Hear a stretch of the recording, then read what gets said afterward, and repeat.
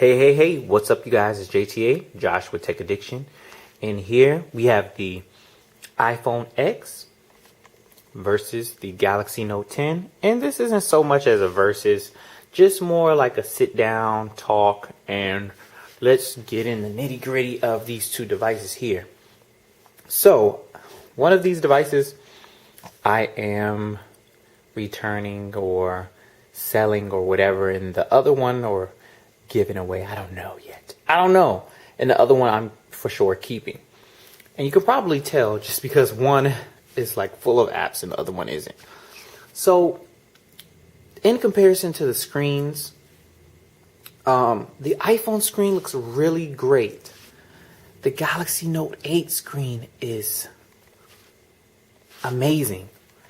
Now, this is my unbiased like review or talk or sit down, especially coming from a person that has been with Apple for years. I remember my first deposit for AT&T, because I didn't have the best of, credit, was $750, you guys.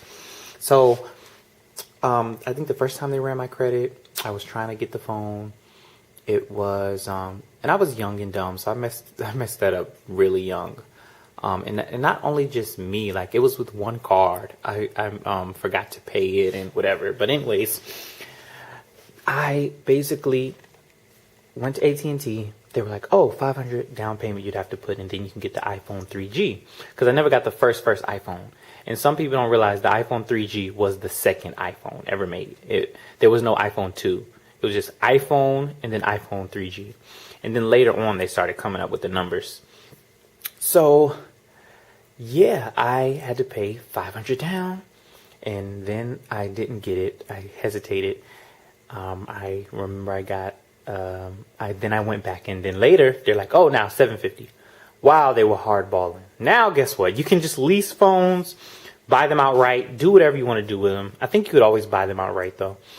So, anyways, fast forward 9 years later, or however many years later from the 3G that I first had, but 10 years later, this is the iPhone 10. iPhone 10, people, iPhone X. So, here, we have the Galaxy Note 8. This is their 8th iteration, 8th version of the phone. But if you want to get technical, technically it could be considered the 9th Galaxy Note 8, because they had the Galaxy Note 7 that, of course, blew up in our faces. And then they had they had the Galaxy Note FE, which was a different edition, but almost looked like the 7, but it's called the Fan Edition, then the 8. So technically this could be called the 9, and then they could have a Note 10, who knows. But anyways, I think they're going to stick with the 8 because it matches up with the Samsung numbers now. So, iPhone X, beautiful display. Actually, I need to raise the resolution on this bad boy because the resolution on here is not good at all. I always put the resolution below the HD just to save power. And that's another thing. Let's get into that now. The iPhone X. Basically, you can use low power saving mode. That's about it. I have that turned on here. Low power saving. Low power saving is on. That's it. I really don't know what it does. It does its own thing. Apple really doesn't let you tinker with the phone like that. But I love how on the Note I have that option to lower the resolution of the screen, because a 1080p the screen is going to use less power than a Quad HD or Super AMOLED, or even here we have the Super Retina HD. Definitely is drawing a lot of power. Now guess what? This phone is not hooked up to cellular. It's on Wi-Fi. I'm at 69%. I haven't even used this phone. So by me just doing these videos, recently, like this past day or so, I haven't used it. It's been draining battery. It's hard not to talk about battery in phones because we love them. But guess what? Both phones now, thanks to Apple, you can't remove the battery. No removable batteries anymore. Apple was doing this for the longest. Samsung decided to join them. They say it's because of the waterproofing, which both phones are waterproof. This phone is still IP67. This phone is IP68.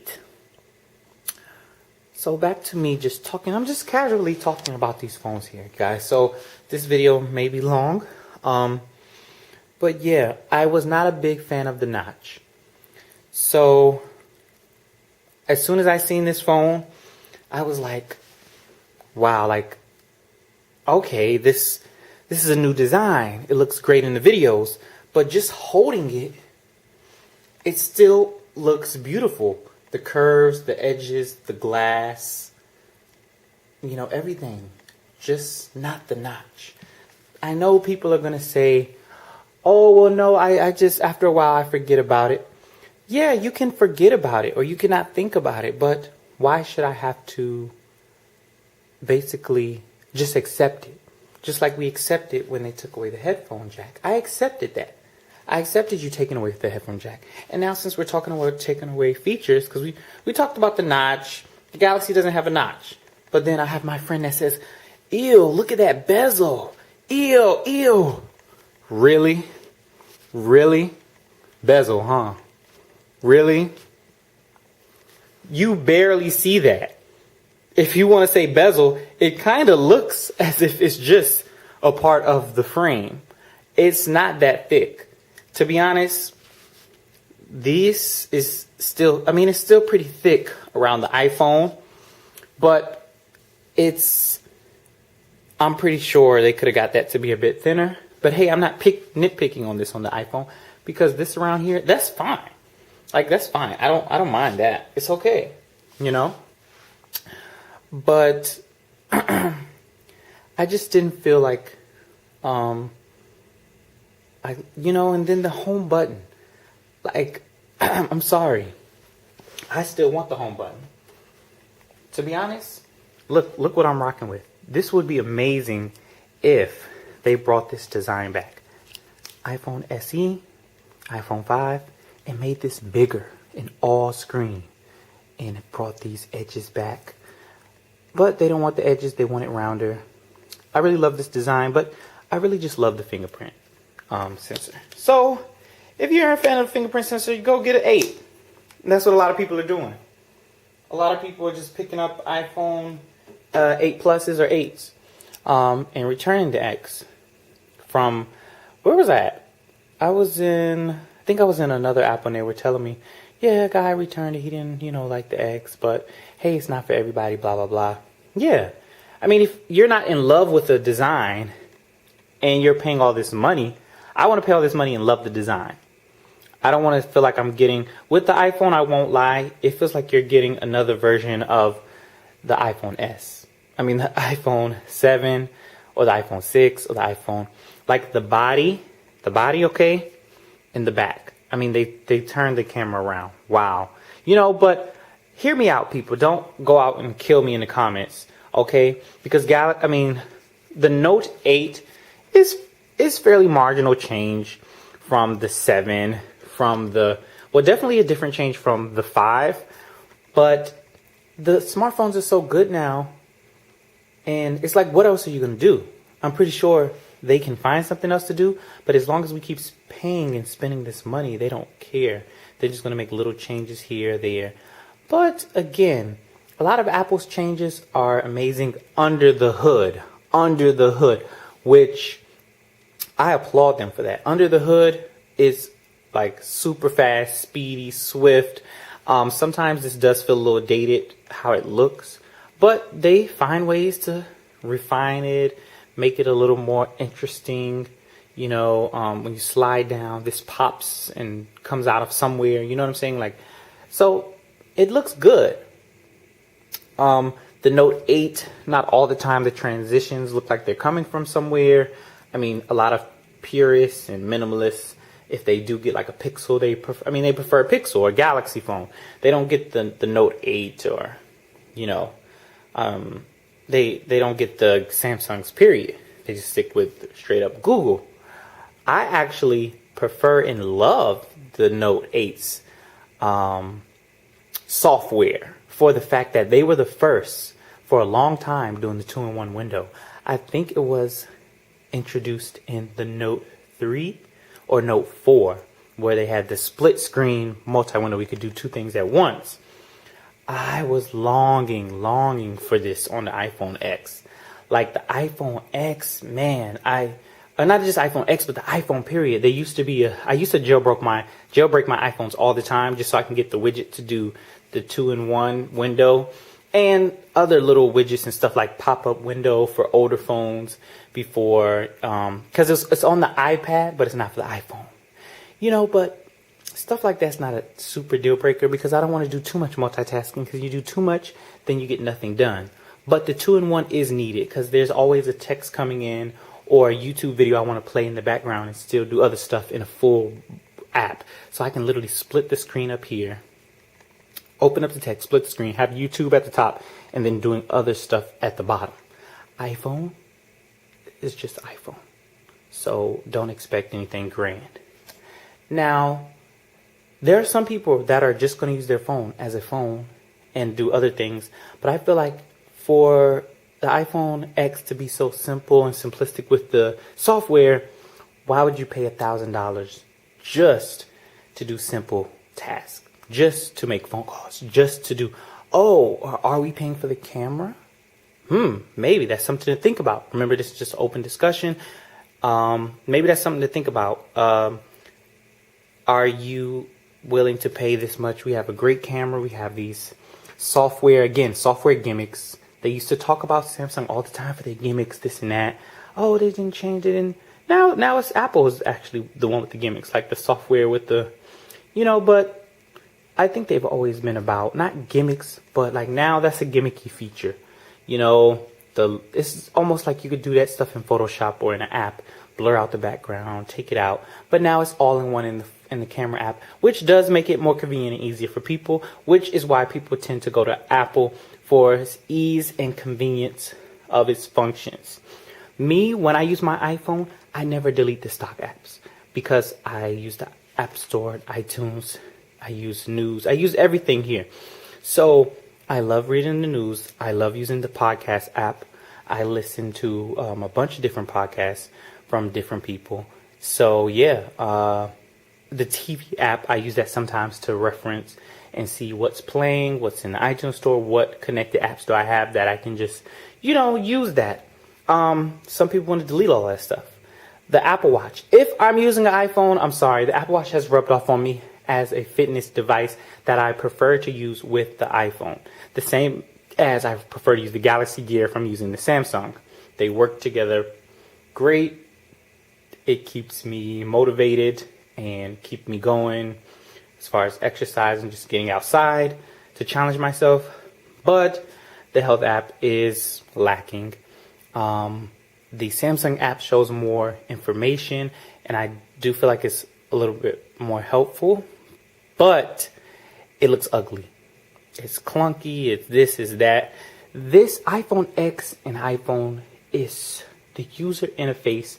The design of it is so user-friendly. The buttons are big enough to press, to see. Old grandma, everybody can see this. Let's go to the Note 8. It gets a little harder, but guess what? Samsung has a fix for that, which they have for a while. They have the easy mode, the big button mode. There's so many different modes. Now, does it still look as good as this in those modes? No. So it just depends on your taste, and it depends on what you're going to do with your phone. Me, I've always been holding back so much using the iPhone just because of the updates, the new software they give me. The iPhone X has the Animoji, which the Galaxy Note doesn't have Animoji, but it does have stickers and it does have AR features on it. A lot of people don't know that. So there are different features built into the camera app, but with the S9, now the AR and Animoji stuff is full front in your face, like they're promoting the AR emoji. But yeah, it just depends what you're going to do, man. The Note 8 for me, it just really gives me more bang for my buck. and it's cheaper, and you can get it on sales. You can get it open box. You can get it used here. You can get it unlocked from retailers, Best Buy. I think PC Richardson had it. There's so many different cell phone stores on Jamaica Avenue, on in Fulton. There's like used shops that have them, or recertified. Like, you can get so many deals.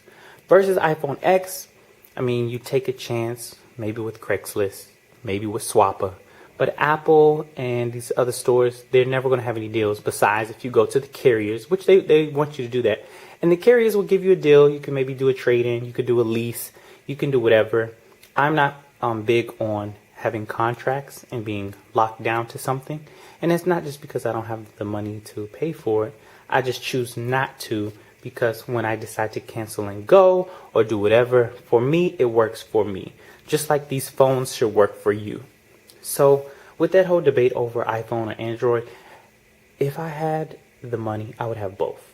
I would keep both, but one has to go back. So let me know, which one do you think should go back? I know I've been doing a bunch of talking and rambling.